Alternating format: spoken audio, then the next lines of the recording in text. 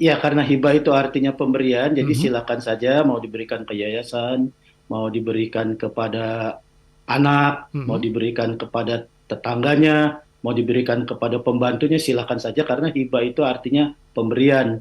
Dan Mhm. dia itu berlaku pada saat pemberi hibah masih hidup. Jadi artinya kalau misalnya ada hibah tanah ke anaknya, pada Oke. saat diberikan itu, pada saat itu juga sudah beralih tanah yang tadinya milik bapaknya menjadi milik anaknya.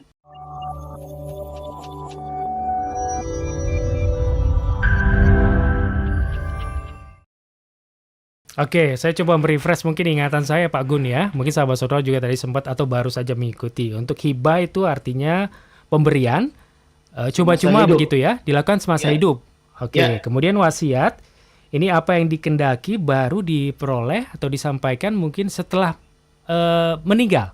ya. Jadi pemberian juga sebetulnya isinya. Pemberian juga ya, oke. Iya, Kemudian warisan ini baru berlaku setelah ada kematian.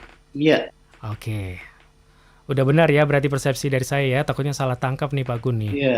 Baik. Nanti ada macam-macam cara mewaris dah. Nah, itu nanti bisa berikutnya. Nah, silakan saja. Oke, kalau hibah dalam mungkin kacamata awam gitu, apa saja sih Pak tindakan-tindakan hibah yang mungkin dari lingkup keluarga atau mungkin dari yayasan atau dari apa itu ada hibah Pak? Model hibah Ada. seperti itu.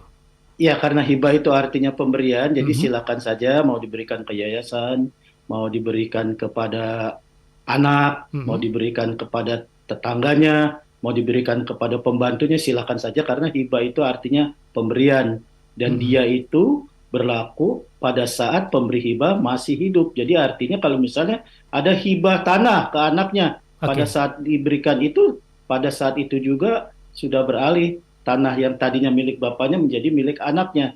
Kalau wasiat tidak seperti itu. Kalau wasiat Oke. itu berlaku setelah nanti yang orang yang memberikan itu meninggal dunia. Iya. Pak Gun, kalau awam begitu ya, saya kasih kamu sebagai bentuk hibah. Itu aspek legalitasnya kita harus datang ke pihak tertentu seperti notaris misalnya seperti itu. Apakah perlu juga, Pak? Tergantung, kalau misalnya hibahnya dalam bentuk barang bergerak, ya kasih saja nggak apa-apa, jadi nggak harus lewat Hmm. notaris.